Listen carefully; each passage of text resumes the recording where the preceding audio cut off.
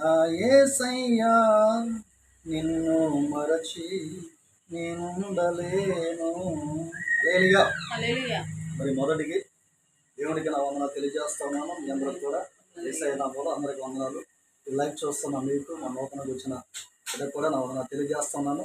సమయంలో మరి రోజు ఏంటి అసలు ఫ్రెండ్షిప్ డే అంటే స్నేహితులు నివాసం. దానికి స్తోత్రం కలుగును గాక.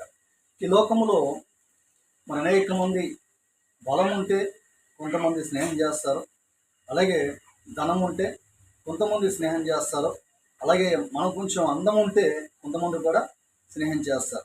మరి ఏమి లేకపోతే మనతో ఎవరు స్నేహంగా ఉంటారు? సార్ ఆలోచించారు.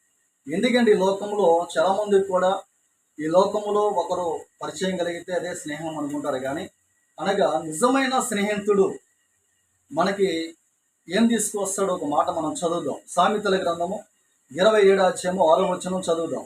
సామెతల గ్రంథము 27వ అధ్యాయము 6వ వచనంలో ఇక్కడ మనం చదివినట్లయితే ఇక్కడ చూడండి, స్నేహితుడు చూడండి, మేలును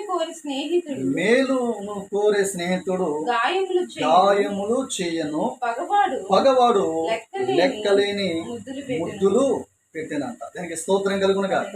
మనకి ఎవరైతే మేలు చేసే స్నేహితుడు ఉంటాడో ఆ స్నేహితుడు మన పక్షంగా కొన్ని విషయాల్లో మనకేం చేస్తాడంటే గాయపరుస్తాడు. ఎందుకు గాయపరుస్తాడంటే నువ్వు వెళ్తున్న దారి మంచిది కాదు అని చెప్పి సలహా ఇస్తూ ఉంటాడు. కానీ మనం ఏం చేస్తామంటే ఒకసారి ఆ స్నేహితుడు మనల్ని గద్దిస్తున్నప్పుడు మనం ఏం చేస్తామంటే ఈ స్నేహితుడితో మనం సహవాసము చేయకూడదు అని చెప్పి మనం ఏం చేస్తాం, ఆ స్నేహితుడిని విడిచిపెట్టి వెళ్ళిపోతూ ఉంటాం. నేను పెట్టారు. కానీ ఇక్కడ సెలవిస్తున్న మాట ఏంటంటే చూడండి, ఆయన చెప్తున్న మాట, మేలు కోరే స్నేహితుడు అంట ఏం చేస్తాడంటే గాయపరుస్తాడు.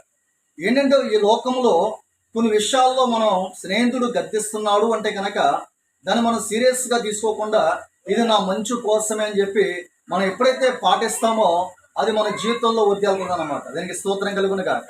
అందుకే మేలు చేసే స్నేహితుడు అంట ఏం చేస్తాడంట, గాయపరుస్తాడంట.